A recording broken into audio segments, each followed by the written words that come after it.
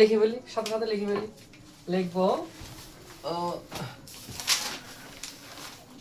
এটি একটি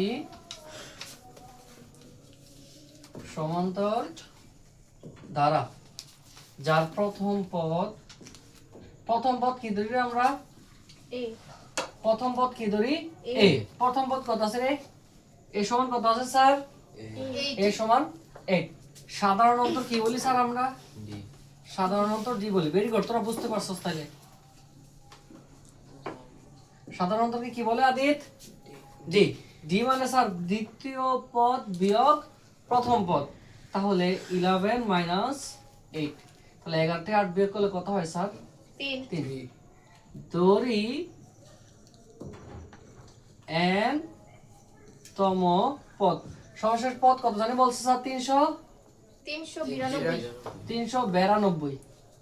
কিন্তু স্যার আমরা n তম পদের একটা সূত্র জানি। n তম পদের সূত্রটা কি জিতনি বলো? n তম পদ সমান a plus n minus 1 into d। Into d, ঠিক আছে? আদিত বলো n তম পদের সূত্র কি? n তম পদ এর সূত্র a plus n minus 1 into d। তাহলে আমরা n তম পদের সূত্র আমরা লিখতে পারি, আমরা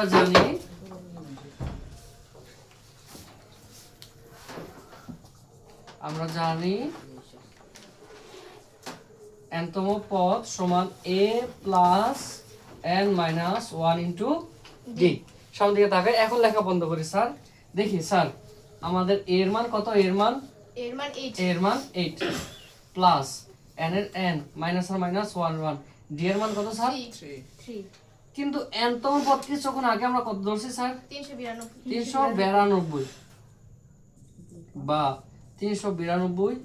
8 এর 8, 3 দিয়ে n কে গুণ করলে হয় 3n মাইনাস এর মাইনাস, 3 দিয়ে 1 কে গুণ করলে 3 ওকে 3 বা 392।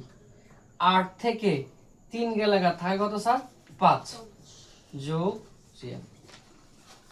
392। স্যার 5 এর আগে কি আছে? প্লাস, এই পাশে পড়লে মাইনাস।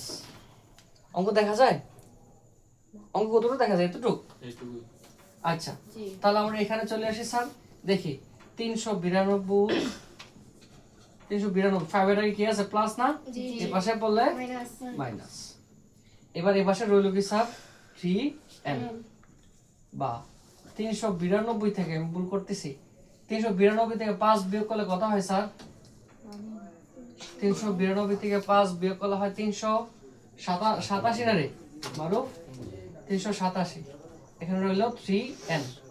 খেয়াল করে দেখো, এই 3n এর সাথে গুণাকার আছে না? এই পাশে বলে কি হয়ে যাবে? ভাগ। তাহলে লিখতে পারি 387 ভাগ 3 সমান n। এবার 387 যদি আমরা 3 দিয়ে ভাগ করি, আমাদের হয় 3 ওকে 3। আর পরে থাকে কত স্যার? 3 দোকানে 6, হাতে থাকে 2 থাকলে হয় 3 9 27। তাহলে n দিয়ে কাটলে হয় আমাদের 129। তাহলে সুতরাং এটাই आंसर। সুতরাং